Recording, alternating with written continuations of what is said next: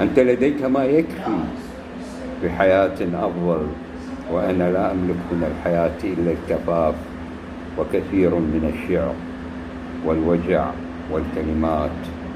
أنا ما زلت أسكن بالإيجار وبيع الكلمات، وأنت يسكنك العراق، وأنا العراق أملكه، ولكن ليس لي وطن صغير فيه. أنا كتبت عنك ومعك الكثير، وأنت لم تقرأ مني سوى الكلمات. يبقى الشاعر في محنته ومعاناته، ولا أحد يطرق بابه بالجمال، وها أنا أطرق بابك وأنتظر منك الجواب. عبد الحسين بن سن، شاعر وإعلامي.